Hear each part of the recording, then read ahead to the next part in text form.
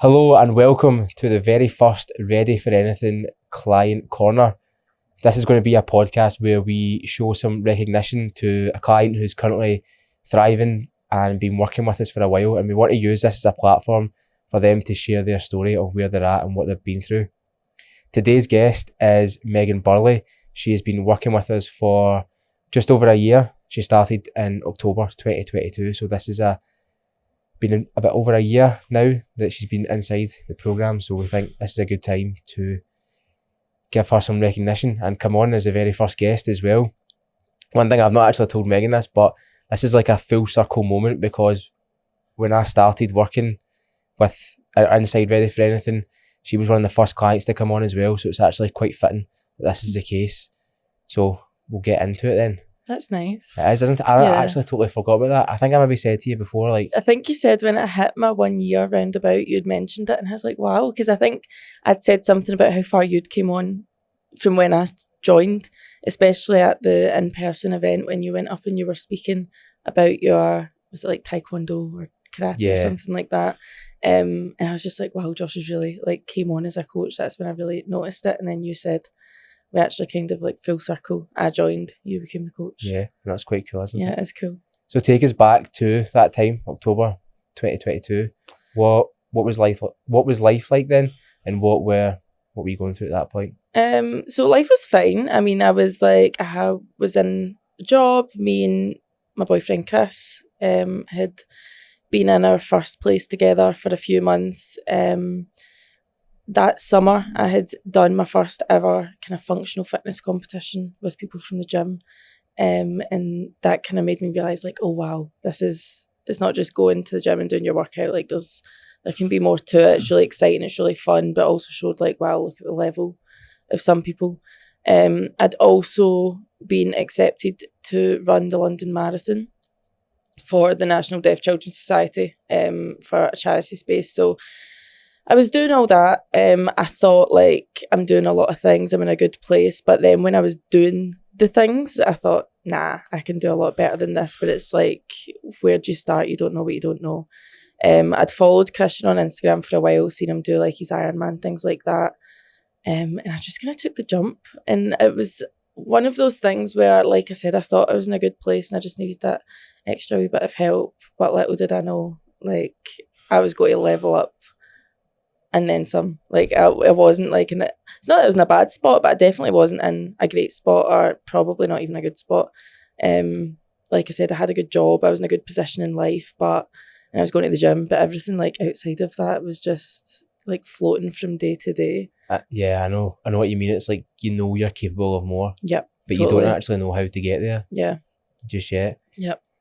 See, when you were saying that was your first functional fitness, was that like the first?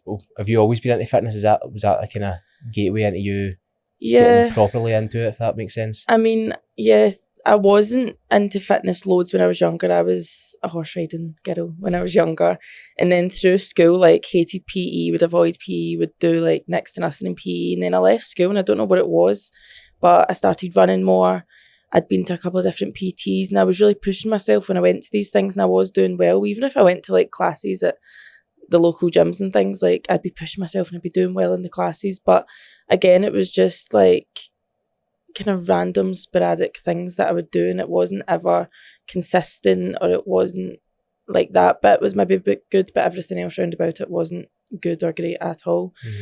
So then I was at my local gym, SBF, and they do a lot of functional stuff. They do a lot of OCR, so there's a lot of good like-minded people that you can train with, and it is a good community. So I got asked to join a team because somebody else couldn't do it. It was like a team of 4 for this functional fitness competition in the summer in Hamilton, and I thought, yeah, why not? And I definitely was out with my comfort zone, but that just opened my eyes to, like, one, that I love that, like, it was just so much fun. It was like competitive, you were pushing, like, I'd went further in those couple of months prepping for this functional fitness competition than I had in the years like dabbling out in and out of the gym. And yeah, that just kind of opened my eyes to it and made me want to do it more and take it more seriously. And yeah, it just gave me a bit of passion for it than just a hobby.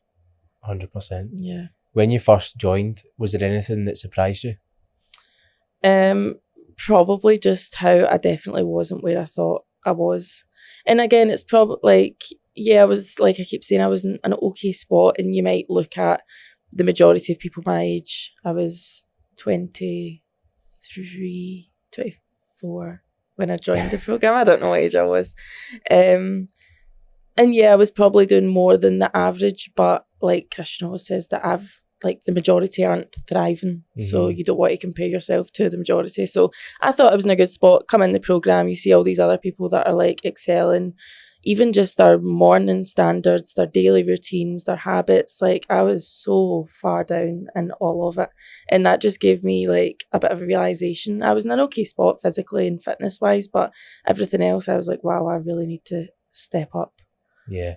I know one of the things you touched on there was like mornings and stuff, and I know that's something that you've been kind of working on recently. Do you think that mornings are overrated or underrated?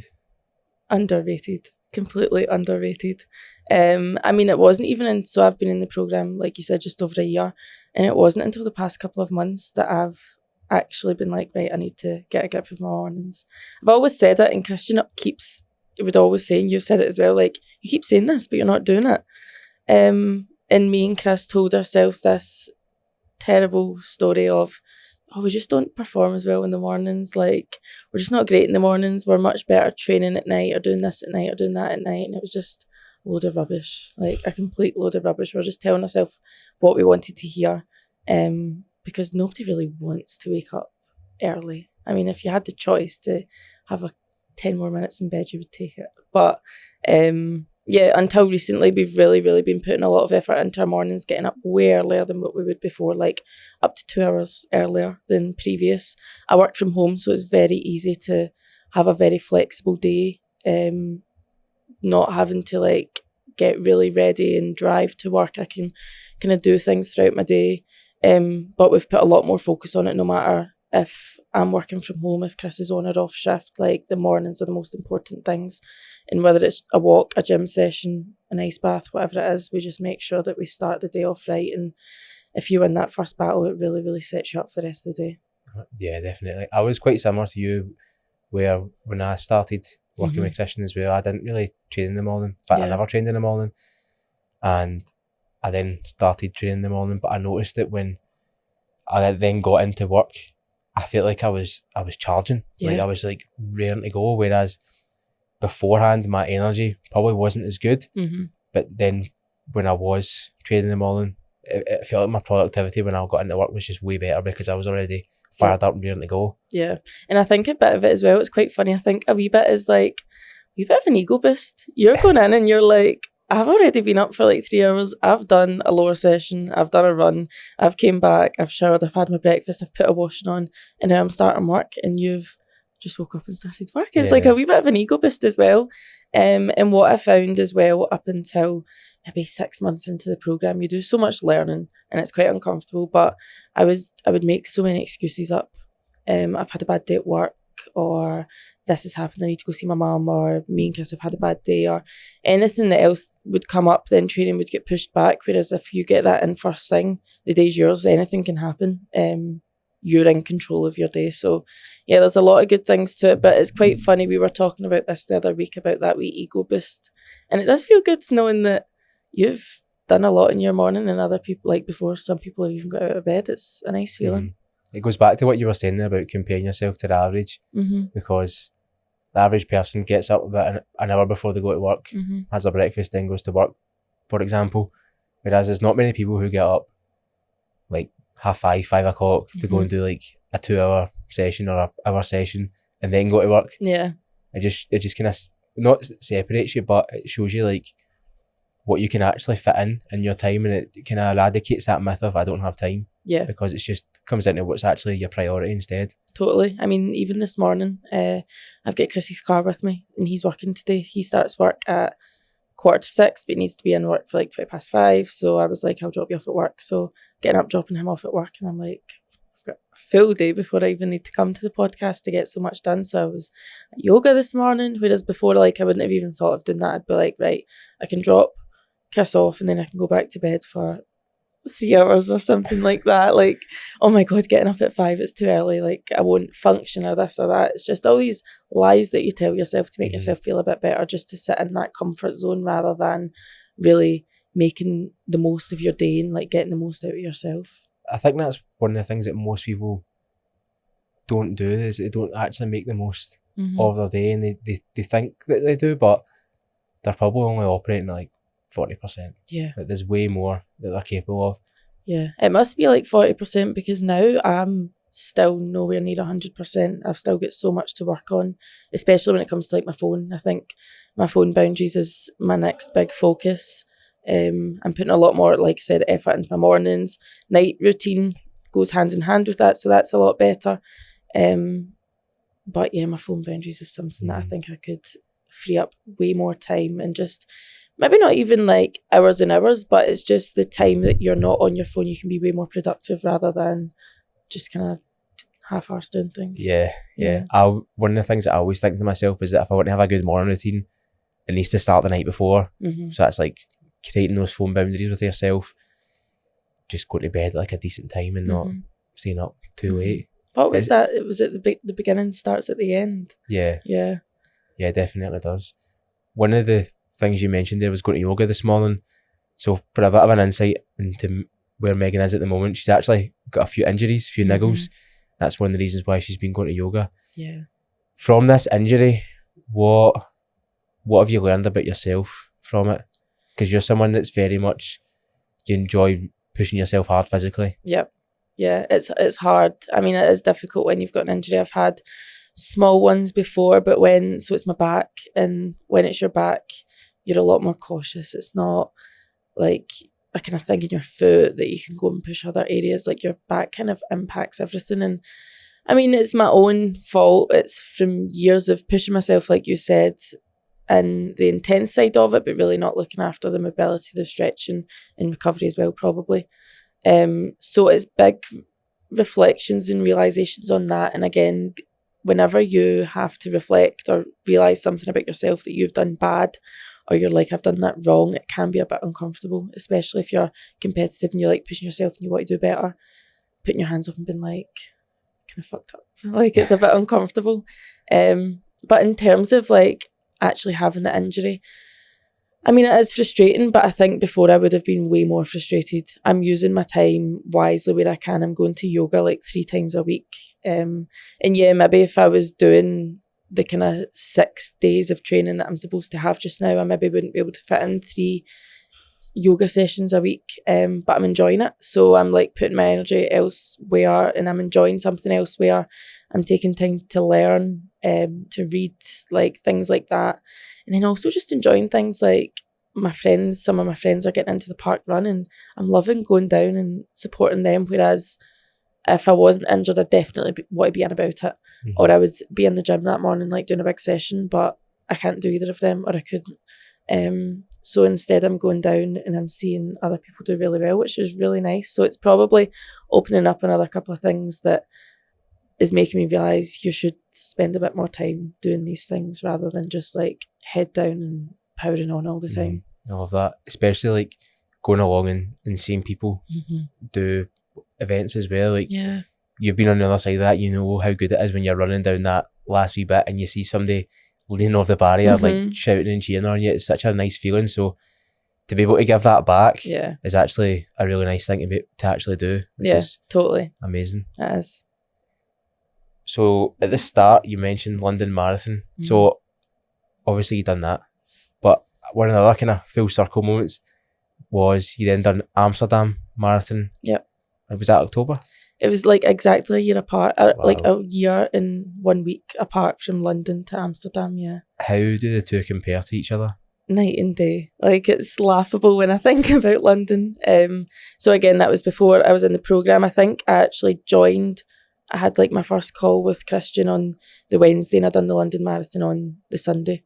Because I remember him like voice noting me saying like, eat this and do this. And I was in London saying to Chris like, wow, like, he's telling me to do all this stuff. I can't believe it. I'd never had a coach before, and it was just like the basics he was telling me. But yeah, London, I just overwhelmed myself. I didn't have that full support of a coach. I got a program off like a really, really reputable person and a good runner, but I probably just wasn't at the level personally to just get a program and go with it, especially something as big as a marathon. It was a lot of running. It was a lot of like tempo runs and then try to fit in my gym sessions.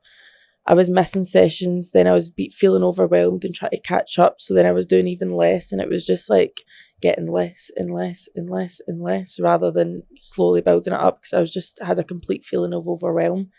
And things that I loved started taking a hit, like my gym sessions, my conditioning sessions, because I felt, oh no, I need to make sure I'm running. So then I wasn't enjoying it. I was actually, before I would go a run, I'd be in tears saying, I really don't want to do this to Chrissy. And then I'd come back and be like, I really didn't enjoy that. I'm not getting any better. So the thing that I love and that was my escape for most of the time, fitness, was becoming the thing that I kind of resented, and I really didn't want to do it. So London was very much about crossing the finish line, which I did. Then fast forward a year and it was Amsterdam, and it was like sub 4. I'm getting sub 4. It was going out and really putting all my effort into my runs, doing my tempo runs, doing my strength sessions, doing my conditioning sessions, and loving all of it. I remember we were like 2 runs away from the taper, and I said to Chris, because this time Chris was doing it with me as well, London I'd done by myself, and I said to him, I can't believe we've only got one long run after this, like. And I didn't want to, neither of us wanted to sound big-headed, because we weren't saying it was easy, but it came easy. We were enjoying the runs. The runs weren't easy. No marathon training's easy, but doing them was easy. We were enjoying them. We were wanting to do them. We were recovering, fueling, doing other things we enjoyed. We had such a better like balance with social life. Everything was just so much better. And then the day itself, I enjoyed it. It wasn't just to finish. It wasn't just to say I've done a marathon. It was to go out and get a good time, which I got. So that's one of the other things as well. When people are training for these events, a lot of the time they just think, hey, training, nutrition, that's it. But there's so many more variables at play, like recovery, keep yourself hydrated, your actual like mental state as well, because coming down off those big runs when you're out training is hard sometimes. And then even in the hours that follow it, you hit a pretty big slump. So you still need to be able to recover from that mentally. Do you feel like having the accountability of coaches there helped that experience as well? Absolutely. I mean, there was times where I was really surprised, because I was really high for a lot of my marathon training. I was loving it. And I think it's because I'd experienced before having such a low. So this time round, I was just like taking it all in. I was really, really enjoying it. And then at part of the training, I think it was 3 weeks out, we done the Scottish half marathon, and that was a great day. Me, Chris and James, our friend that was doing the Amsterdam marathon as well, we went. We all had really good runs. We all really enjoyed it, pushed, came back. And then after that, I feel like all of us were a bit mentally checked out. And I was like, I've still got this to do. And I wasn't sure why I was feeling like this. And I was doing really well. I was making sure I was doing everything I should have been doing. But then you and Christian were like, that's okay. That is normal.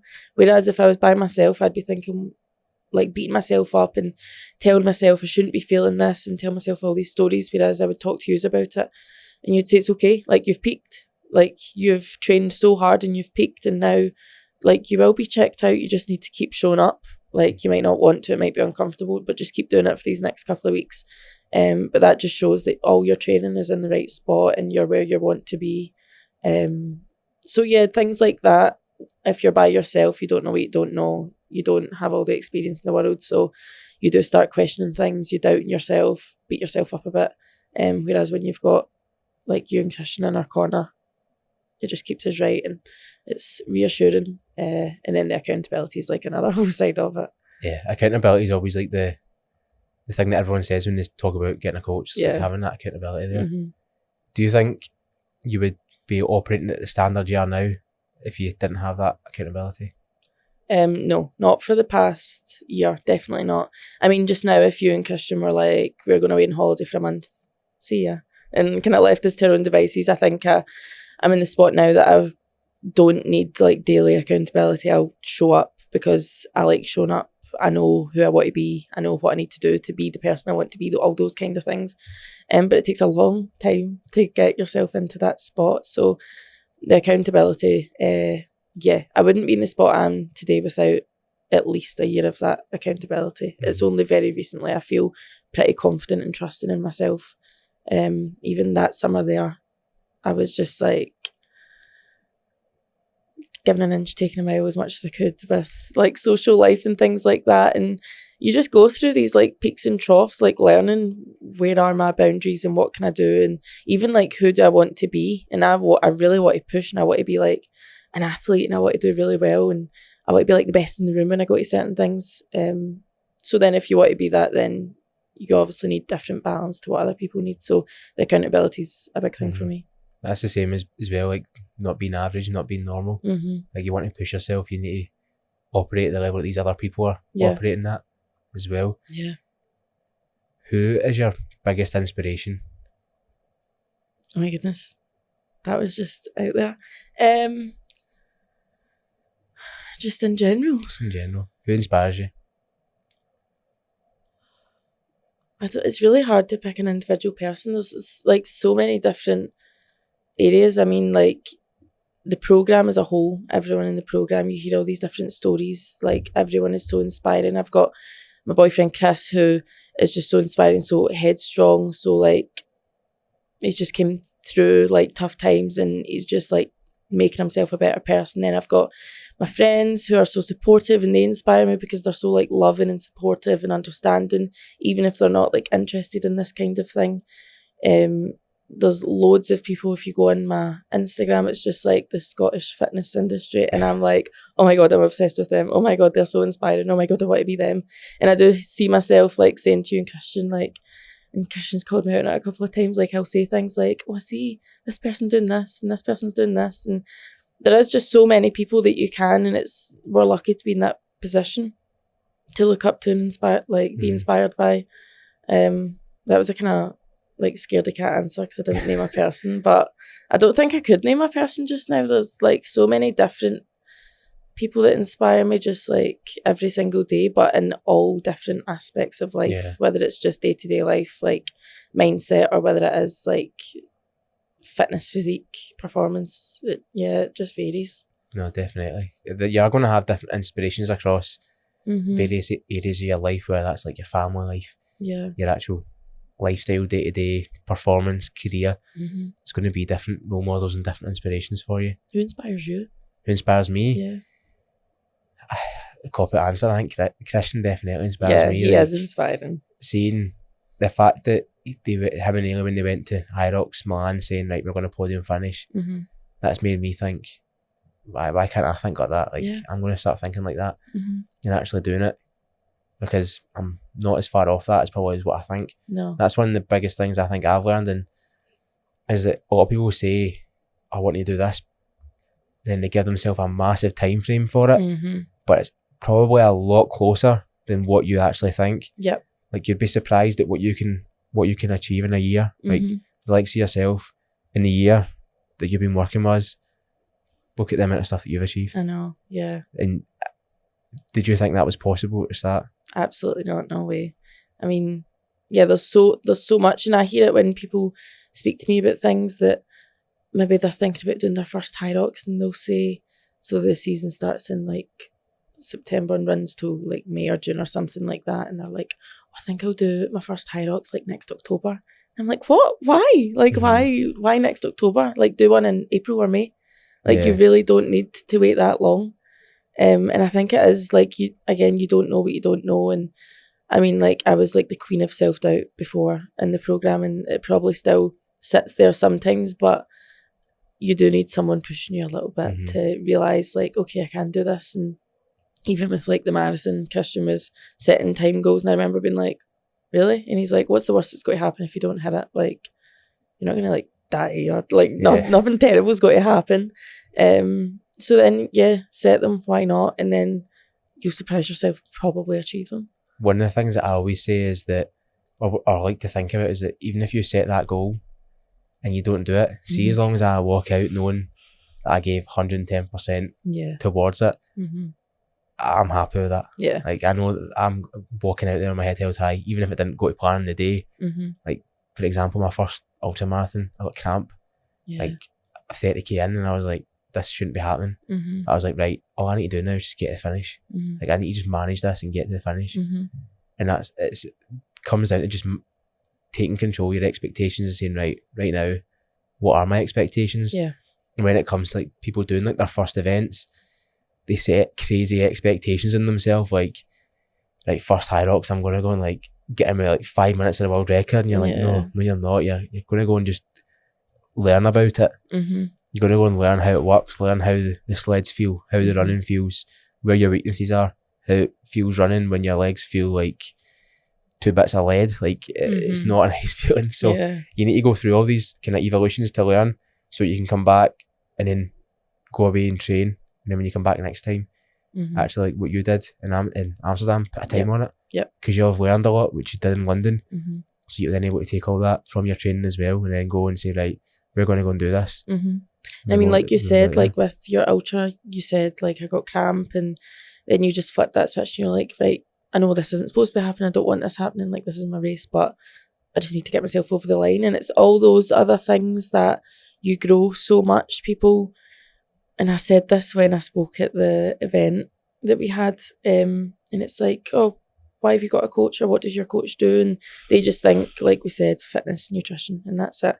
And it's all these other things of your resilience, being able to react in the moment, or how you react in the moment, thinking more positively about things. Like, if things don't go your way, that's fine, I'm still going to, like, you could have tapped out, you could have threw a hissy fit, something like that, but you're not going to. And it's all these other things that I think, I've came along so much physically, but it's all the mental things I think that have made the biggest difference of me in the programme. I think I'm a more positive person, way more positive, but also I just think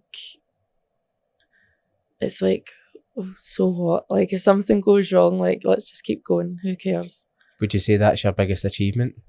I would say so, yeah. I think the way I think, I'm not thinking of like what can go wrong. I'm thinking about like what can go right. That's like what could we do?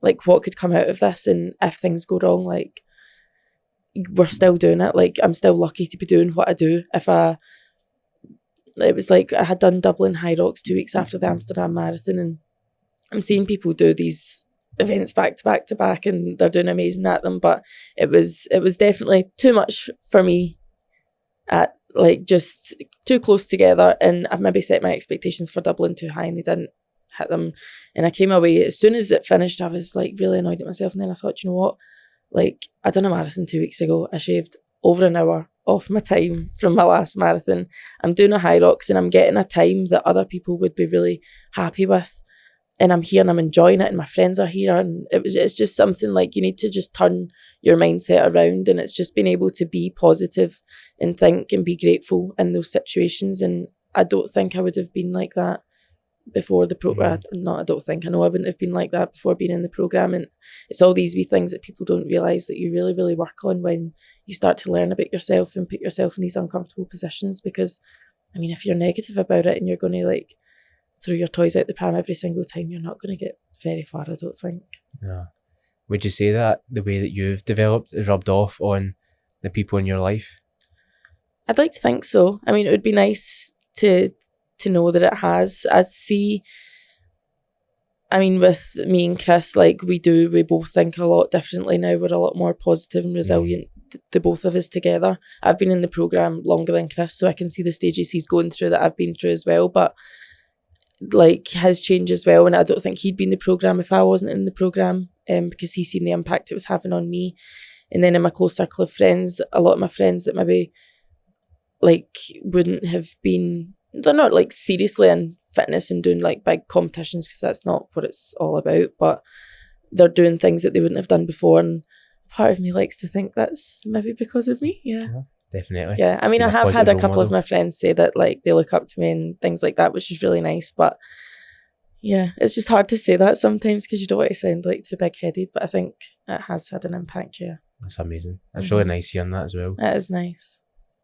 Is High Rocks your favourite event? Yeah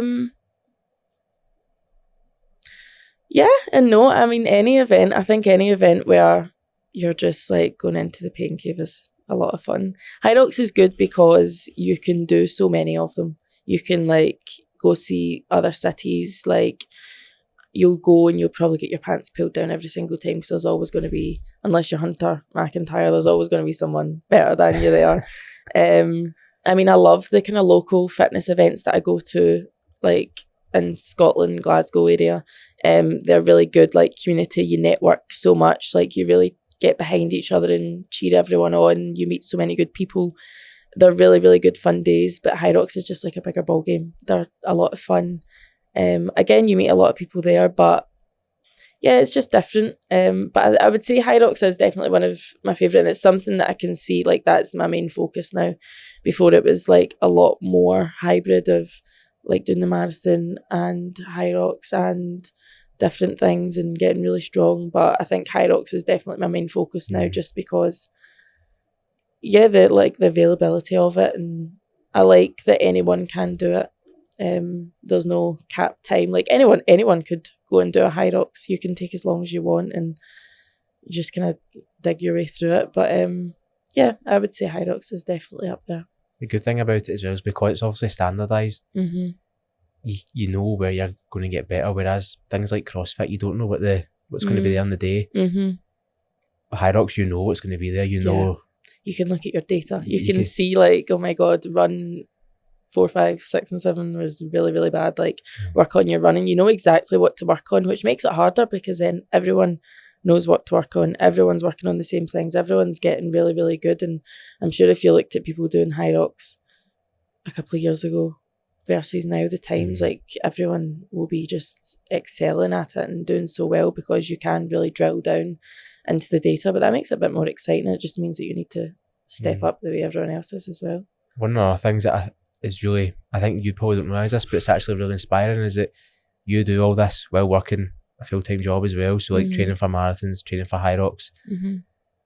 I know that because I'm in that situation too. It's not easy, is it? No, it's not always easy. But at the same time, I feel like it helps. Like if I'm really productive and like I'm really striving for like greatness in the hours outside of work, I don't just like flip a switch and become this like lazy, uninterested Megan from like 8 till 4. So I definitely think it has a really positive effect on your professional life. It is hard because like you can't just go to the gym from 1 until 3 and do a really big workout and then late at night spend time going to the sauna. Like you have certain windows that you really need to train. You also have your personal life, your family life, your friends, like housework, shopping, making dinner. Like it is a lot to fit in when you have big goals, and it does take a lot of training and a lot of hours every week. But I mean, if you want to do it, you do it. Exactly. And I think the pros outweigh the cons. Definitely. Yeah.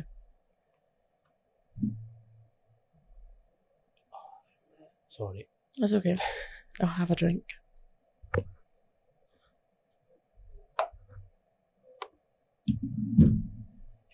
was I going to say? I was going to say something I totally forgot. It was in your mid-flow there and it came to me. Was it about? I can't remember what it was. How I was saying like it positively impacts work? I think so. I think that was what I was going to say, yeah.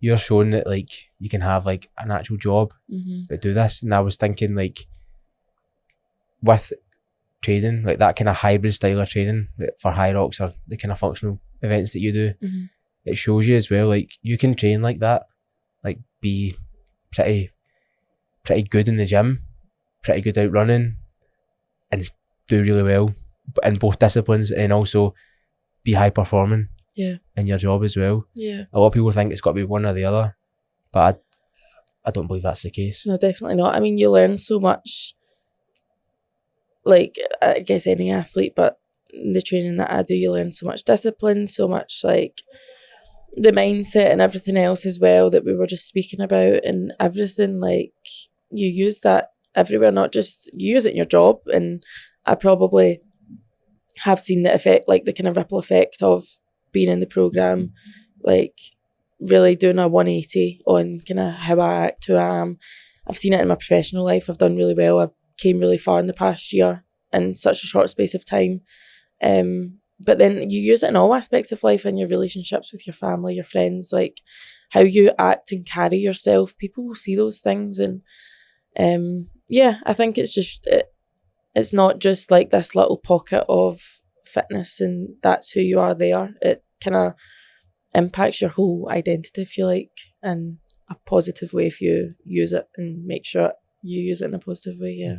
Fitness is the gateway drug to self-development. I'm not going to take that quote, I've heard it somewhere else. I think it was Chris Williamson said it, so copyright. I can't be credited with that, but that I'm sure he said that. But it's true though, because when you go into fitness, you're thinking about like, okay, how can I get better at this? And then you start looking at different things like, wait a minute, how can I be more productive when I'm at work? How can I like make sure that I'm not on my phone or not answering emails all the time, but actually doing work?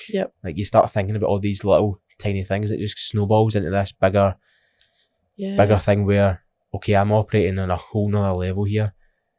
How can I do this in other areas of my life as well? And you start reading books that you wouldn't have before on like productivity or mindfulness or like your mindset, and you read like biographies of people that have like done some amazing things, and they're not all fitness people. And it's just like, yeah, you do really grow your mind, but it all comes from, in my experience and your experience, it comes from fitness. Definitely. In terms of Ready for Anything, what has been your kind of favourite part of it? Something that when you look back and you go, wow, that's really cool. I mean, this is cool. I've never thought I'd be a guest in a podcast. This is cool. Just, I would say like you join these I joined Ready for Anything. It was PLU. Was it PLU? I couldn't even remember the name there. And again, I was probably expecting what people question me about what has been in a program. I was expecting like just really focusing on training and nutrition and a little bit of like day-to-day life and stepping up, that kind of thing. But I've loved the community of it. Like I've made some really good friends through RFA at the events. Like you see each other and like you open up a lot on the weekly calls and at these events, so you do really get to know the people. I mean, I speak to you and Christian every single day. I speak to you is probably more than I speak to some of my best friends. So you really do like just lean into the community, and it's probably one of my favourite things about it and one of the favourite things I've experienced. Just like everyone really supporting each other and learning from each other and being inspired by each other. Like Kieran in the programme, he's doing his 10k a day for charity, and you're seeing so many people in the programme going out and joining him in runs and all these different things, and it's just really nice knowing that you've got this like strong group of people behind you and like-minded people that if you are starting to like doubt yourself or get kind of into a hole, like you do know that it will pick you out of it. So that's probably my favourite thing that I've experienced, just that sense of community. And I didn't really expect that coming into a programme. You just kind of expect like, there's other people in the programme you might meet up for a wee session every now and again, that's it. I think that's one of the things people lack, especially just now, like in the way the kind of society is, that they lack that kind of feeling of community because people's interests are so varied now. And the good thing always about this is it brings everyone together, even though we're from like totally different parts of the country and stuff. We meet up for the events, meet up for like team workouts and stuff like that. Like that brings everyone together, and it's almost like, especially during the workouts, that you're going through that hardship together. That's one thing I love. I love that sort of thing, like being down in the trenches with people kind of thing. I like it's pure good. I like good that fun. too. It's pure good fun. But like the events, it's always really good because people open up about like their struggles, what they're going through, and different things. People have like light bulb moments where they realise, oh my God, what am I doing? Like I could be doing something so much better. I've just had this total life-changing moment just in my head just now, and it's people don't think that that's what joining Ready for Anything is about. A lot of people, as you said, just think it's a training program, whatever, but it's way more than that. And it's probably not what you joined the program for. It's not what I joined the program for. I didn't join it for a community and to like widen my circle and things like that. But little did I know it was probably going to be like one of the most important things to my journey, like surrounding yourself with those like-minded people that, again, just keep your standards high as well, because there's a lot of people doing amazing things in the programme. So yeah, that side of it's really special, I think. Nice. Lovely.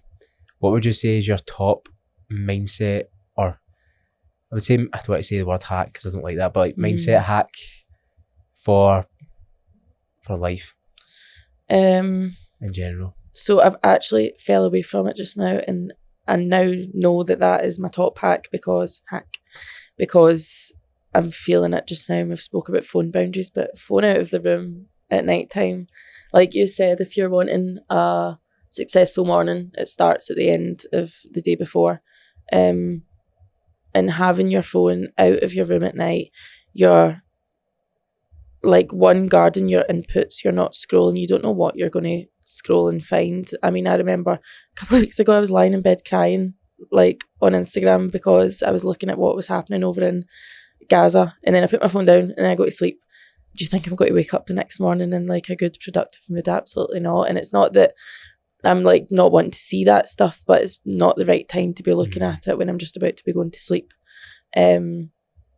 Or whether you're just like scrolling, and it doesn't need to be something extreme as that, but if you're scrolling and you're looking at influencers that live this life and that's what you're really like taking into your brain before you go to sleep, like again, it's just not the best state to put your mind into before waking up the next morning. And now I appreciate mornings so much. I understand how important it is to really set that up the night before. So phone out of the room, either like charging at the bottom of the stairs so that you can still hear it if you need a phone call or anything like that, or charge it somewhere else and have an alarm clock so that you're waking up. You're going to sleep without your phone, you're waking up without your phone. And I feel like it's just such a healthy way to start your day, and it just kind of reminds you like you don't need your phone all the time. Definitely. Like you do rely on it so much. I mean, we've both got ours like sitting right beside us. I don't even know why I've got mine sitting here. It's not as if I'm going to be going on it, but it's just, there's everywhere now. Like I always have it on me. You don't realise how powerful it is. Yeah, it's like, scary. Obviously when we were younger, I think we are probably the last generation to grow up without not having them before. Not having smartphones. Like when you were younger, you go out and you maybe have like a wee like Motorola Razr or something, or a wee slider, and it'd be come in when the street lamps go on. But now, like, it's not like that. No. It's definitely not like that. I mean, you see like kids that know how to take pictures, like babies and toddlers, not babies, but kids, like 2-year-olds or 3-year-olds that know how to take like selfies on a phone, or know how to like get YouTube up in an iPad, and I'm just like, wow, that's crazy. Yeah. Like, I don't know if my mum would know how to do that. Have you seen the one where they ask kids like how to answer a phone? So like, oh no, it's like this, and they go like that. Yeah. So we'd go like that, and then the same for like taking a picture. So we'd go probably like that, but they would like hold the phone. Crazy. I'm like, this is so weird. I know. Like, and I mean, it's like, there's nothing wrong with that, because I guess it's like they wouldn't use these cameras before, but it is scary. Like, they're just like, you rely on them so much. Even in the last 10 years, like, I think, like, what is going on? Like, I think 10 years ago, Instagram was just pictures still, maybe. I'm trying to think, what was that, 2013? Probably was still pictures only. Yeah. Now it's like just... It's like a mix of everything. More. Like, you see Facebook becoming a bit like Instagram, and Instagram becoming a bit like Facebook, and Instagram becoming a bit like TikTok, and all the different things. Like, they're just like trying to build and build and build. And I mean, you couldn't, like, businesses rely on it so much now. Like, there's no getting away from it now. If you wanted to start up a successful business, you probably need to have a big social media presence. If you wanted to, like, I don't know, just like even education and fitness and things, like a lot of it comes from following people on Instagram and following people on TikTok and things like that. So like, you do rely on it so much, so it's scary that you can't really get away from it, and it can be used positive, but I think you need to also accept, like, I need some time away from it. And I think it's good to have other time away from it, but especially that time in the bedroom, the night before in the morning, like, just get it out your room. One thing I like as well about putting out your room is like it's like, especially you maybe notice this with Chris, like me and my girlfriend, obviously Amy, we actually sit and talk, like, rather than just sitting in silence, one or both of us on your phone. Like, you actually sit and chat, and it's a much nicer way to relax. Yeah, before we going say to that bed. so much. If we go a walk, you're obviously not out on your phone, and we always say we have such good conversations when we're out a walk. At dinner, we don't have our phones out, but you're eating, so I guess you don't have like as good conversations. But if we don't have our phones in the room at night, like you go to bed a bit earlier, and then you sit for half an hour and just like, whether you have this really big in-depth conversation or you just have a laugh, and it's just, you connect so much more when you purposely keep your phones away. Yeah, massively. So it's made me, and I've realised it this past week, but I've not done it. So now I'm getting it. Public accountability. Public accountability. My phone is going to be out of my room. Definitely. Yeah. Definitely. That's what you were saying about going out and walks there. That's why I love running with people. Because like some of the best conversations I've had, I've been out on runs.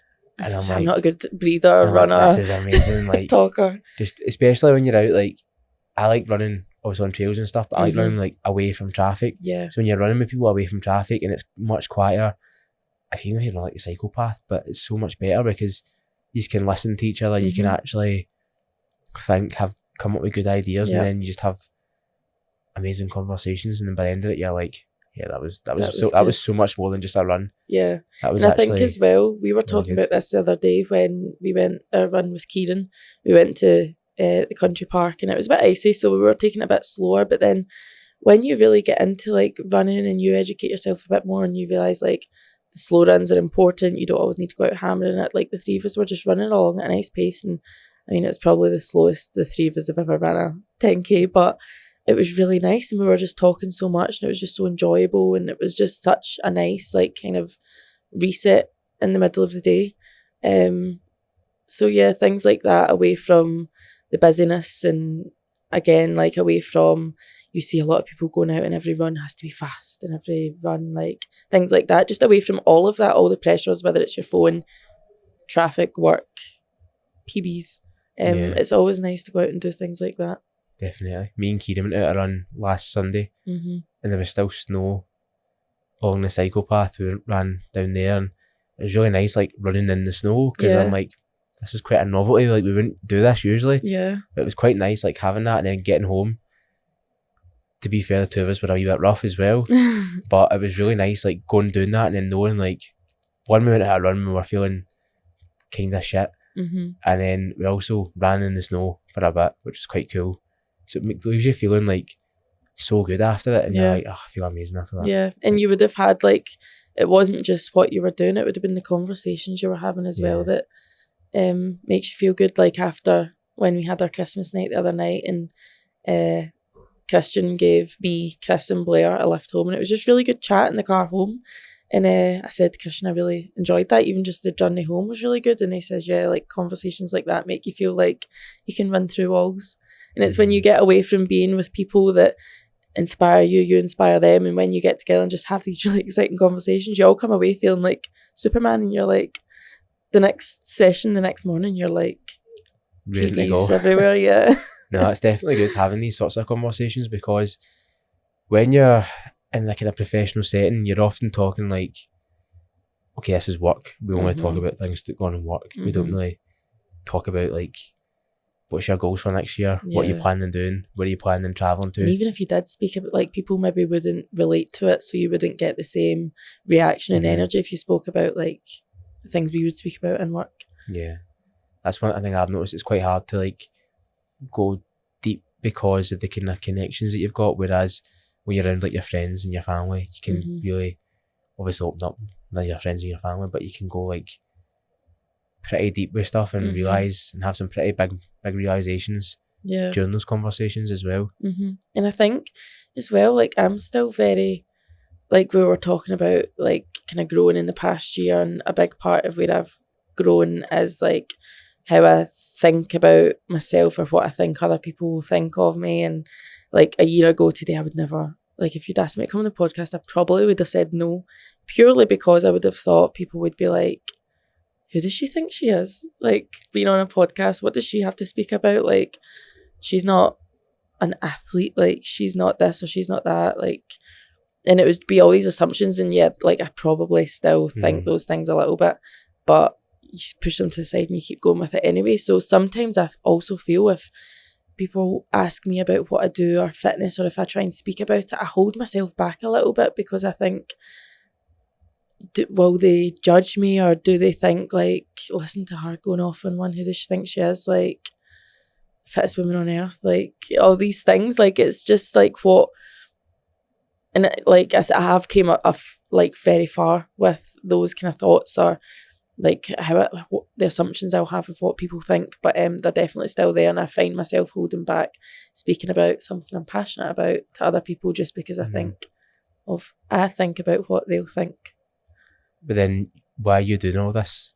You're doing this to like, and I don't mean this to sound selfish, and sometimes people can take it selfishly, but like obviously you're doing it to improve yourself, but you're also doing it to inspire other people, and so that someone else can look and say, wow, that's pretty cool. Yeah. One of the phrases, I've actually not said this in a while, but like, you want to plant seeds that you'll never see, in the sense that you doing all these sorts of things, like all the events you do, coming on this podcast, people are going to see that and go, oh my God, that's so cool. That's what I want to be like. And you might never know. Like, you might never know that they've had that thought, or they feel inspired by you. It's not until they actually say, by the way, I seen you on that podcast, or I seen you running in Amsterdam, and I thought, I'm going to go and do something like that. So I know I've certainly been in that position where I've seen somebody do it and thought, if he can do it, then I can do it. Yeah. I mean, like I said, I look up to people every single day, and at my following on my socials, I do follow like people from across the world, like the big names, but a lot of my following is local following. So like gyms across Glasgow, East Kilbride, like down in North Ayrshire, coaches in those areas, people that I know, and it's those people that inspire me most and that I look up to. So I mean, if I'm so inspired by all these people that I know personally, or I don't know personally, but are local every single day, then I don't know what makes me tell myself that there's not a single person out there that's not inspired by me. I mean, it's just another thing that you have a bit of a realization on, and you're like, right, I need to work on that. Yeah. So where you are right now, obviously coming off the back of this injury, working towards High Rocks next year, how are you feeling going into that? Hungry? Yeah, super hungry. I'm like, just feel like I'm constantly having FOMO of people doing all these different things, and hungry, but like a very different approach to it. So it's amazing as well that yourself and Christian, like, yous are in the High Rocks world now, and like yous have got like more and more experience of it, like the more that yous do events as well. So I feel like we're all kind of growing together with it, and like educating ourselves more. But yeah, just really hungry. I want to, and not shying away from my weaknesses. I know where my weaknesses are before I'd probably go in and focus on the things that I enjoy, that I'm good at, because I'll have a good workout, I'll have a fun workout. Whereas now I'm like, get me on that treadmill after a heavy leg session because I need to get fast. So yeah, and also, although I'm hungry, and this is probably like one of my flaws, is I want to go in hard, and I want to really chase my goals, and I want to like put a target on someone's back and try and get it. Is what my biggest lesson that I've learned is, you need to look after all the other stuff. I'll still be doing my yoga, and I'll still be doing my mobility, and still like making sure that I recover properly, and going to like physio if I need to go to. Like, I don't want to go through this again where I'm sitting at the sidelines watching people progress and I'm waiting to jump back in. It can be quite consuming and addictive to go hard. Yeah. Like, I certainly felt off the back of doing High Rocks, I was like, this is all I can think about right now, is going and doing that again. Because that was so good. But you need to remember, there's obviously a big training block before it where you maybe don't feel great at certain times, but it can be very addictive because it is. I think it's because of the nature of the race. I think it can be addictive because you can see, obviously, as we spoke about earlier on, like where your weaknesses are, what you want to work on, and you think, I'm going to go hard on wall balls. I'm going to go hard on the sled. But you just need to, like, you need to obviously bring yourself back down as well to, like, right, bigger picture. Let's take a step back here and look at this. I can go hard, but I need to like think about my recovery as well. I think a lot of people forget about that, especially if they're doing a lot. I know. I mean, you see people like, again, it's one of the things about social media. You go on and people are obviously going to put up their big meaty workouts on reels and stories and things. So like you don't see as much of the boring work on socials. You do sometimes, but you don't see as much of it. So when you go on there and you've been in and you've maybe just done like an upper session and then you're going on, you're seeing people like grafting hard. Not that you don't graft in an upper session, you obviously train as hard as you can, but it's that different type of explosive training where you're sweating and breathing and falling over and things like that. And you see people doing that and you're like, I want to be doing that. But you just don't see all the boring stuff. And sometimes you need to remind yourself, like, they are doing the boring stuff as well. Like, you need to, like, if I'm sitting on the bike in the gym doing a 60-minute zone 2, just to build that engine, just to, like, keep it there. But then I'm seeing people doing tempo runs into this, into that, into that. And I'm like, looking about the gym, like, should I just jump off and do a wee conditioning? But you're just like, no, stick to the plan. That's one of the biggest flaws of social media, is it's constant comparison. And I don't think there's anyone out there that doesn't do it. No. I mean, it's a flaw. It's a good thing, but it's also a flaw, You just see it, but obviously you can use it for good. Like, you can see people and go, he's training hard, or he or she's training hard, I'm going to train hard. Like, it's good in that sense. I like that kind of aspect of it, where like, you know how hard they're going to be working, and you can use that competitiveness to your advantage and say, I'm going to work hard as well. And you'll find yourself going up the levels. Yeah, I know. I do like that about social media. Like I said, I do follow a lot of like local people, and I like that because it's not like, they just feel like more real. Like you're not following like, I follow like Megan Jacoby, world record holder of women's pros high rocks, but if I'm looking at her workouts, you kind of look at them and you're like, wow, that's amazing. Scroll past. Whereas when I'm looking at people that I know and girls that I know and I've met and I've competed with before, but I know that they're better than me, I'm like, I'm chasing after them. Like, they're the ones that I want to, because like, they're just more comparable, and you do compare yourself to them more, but in a positive way. It obviously can be negative, but if you build up that good relationship with it, I see it as a positive. Especially these like pro athletes where their life is like, that's their job. It's revolved around whatever event is, whether it's high rocks, marathons, Ironman, whatever. It's revolved around that. It's like their day is like optimised to train. Yeah. Like, Chris watched Hunter's like day in a life the other day. He was like, you need to watch this. And he says just like how he lives his day. I mean, he says he wasn't as like regimented and dialed in as you think he would be. But again, like, his day is being an athlete. He doesn't have the 8 to 4, 9 to 5 job. Definitely. That some of us chums have to have. I know. So I don't know if I've got any other questions, to be honest. Is there anything you want to say? No. Don't think so. So this has been obviously your first time on a podcast. How do you think it's went? How are you feeling now? Obviously coming in a little bit nervous this morning. Yeah, I was very nervous. I mean, for anyone listening, I was like, I wasn't like, oh my God, I'm so scared. I was like kind of laughing, thinking like, oh my God, I'm just going to word vomit the full way through. There's cameras on me. Like on Wednesday night when I was telling Chris and Blair, like, yeah, it's a Saturday, they were like, oh my God, no, like, no chance would I be doing that. I'm like, guys, that's not what I need to hear. And I was thinking like, what do I have to say? Like, what am I going to come on here and speak about? But you just get into it, and we speak about this stuff every day and every week, and it's something that we're passionate about and we love doing. So it's actually been a lot of fun. No, it has. And now I want to go home and do a big conditioning workout.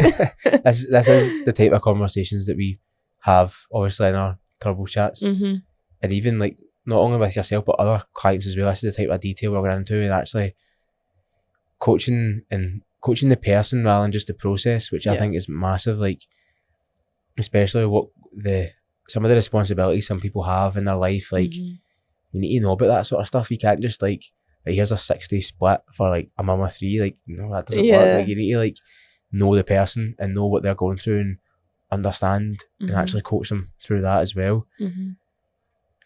There was actually one final question I was going to say. Yeah.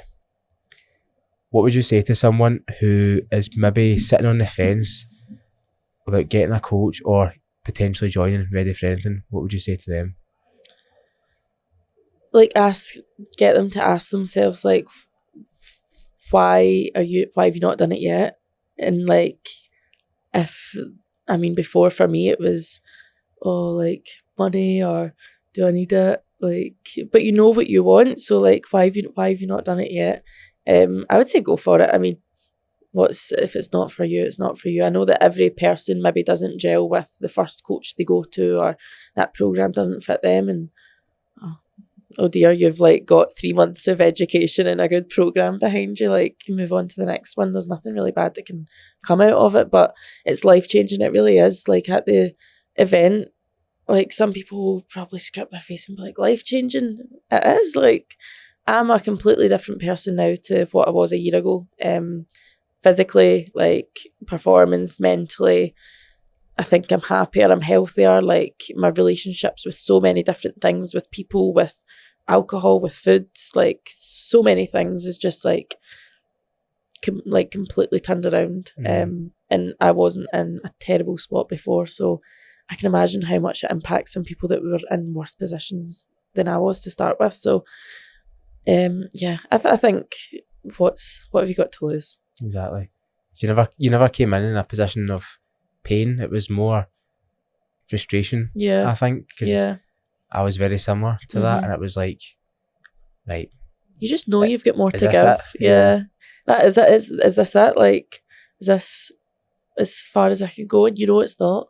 So especially when you know you can see other people doing it. Not, and I know obviously comparisons thief of joy, but you know, and you just know that there's more. There's definitely way more, which has been fun. Totally has been fun, and there's still more, definitely more. There's plenty to come in 2024 anyway.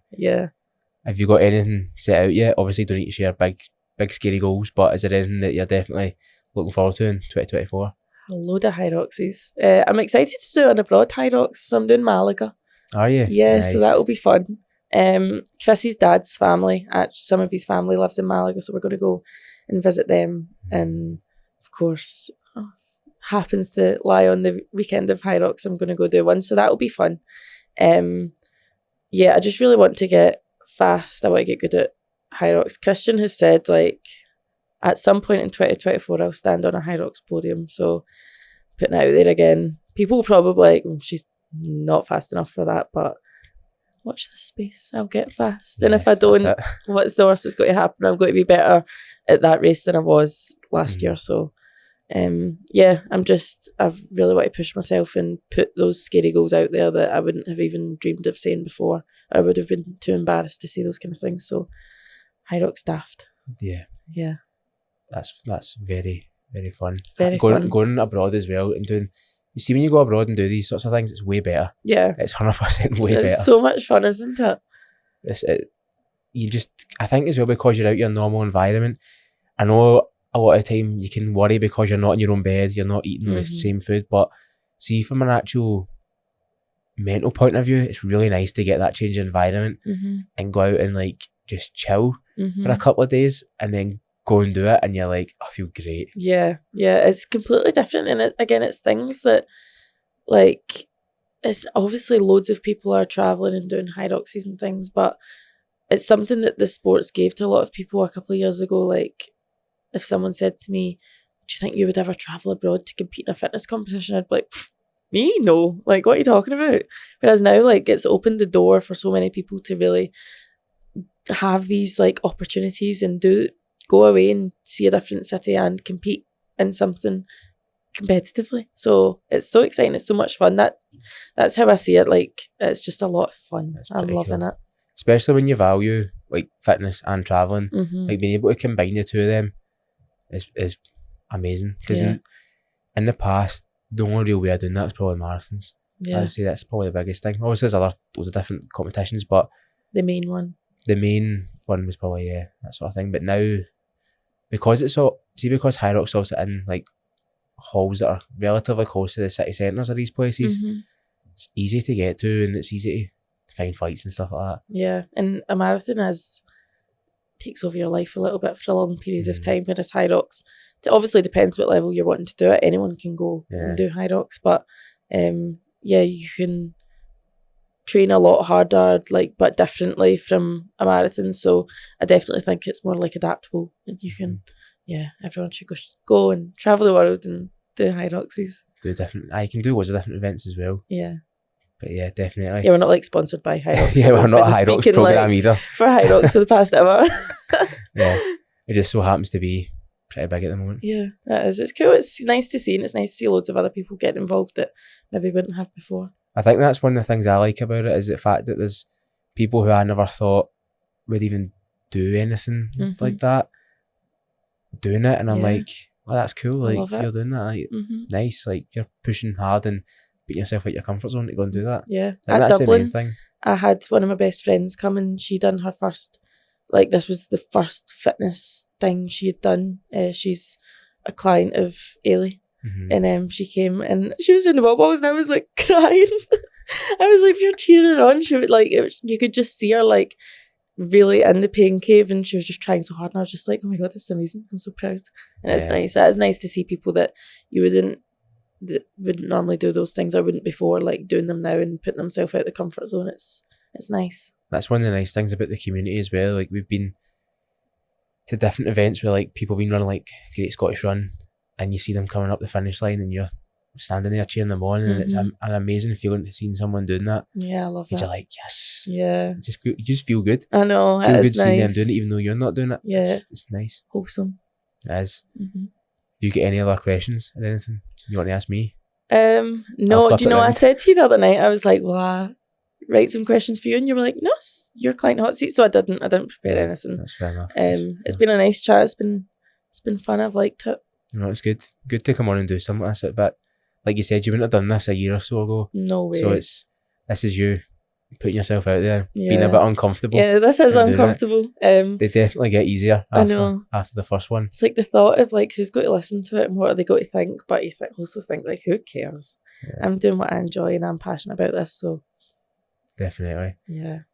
So that has been our first, what did I call this again? I can't remember. Client Corner. Client Corner. Our first episode of Client Corner. I just kind of came up with that name off the cuff. So that was good. Yeah, the first one with Megan Burley. If you want to follow us, you can follow me at josh.readyforanything. Christian is kdh.readyforanything, and Megan is meg.b.fit. Excellent. That's us on Instagram as well. Be sure to follow and subscribe to us as well. So yeah, thanks for having me. And we'll speak to you, or we'll speak to whoever is on next time. Yeah.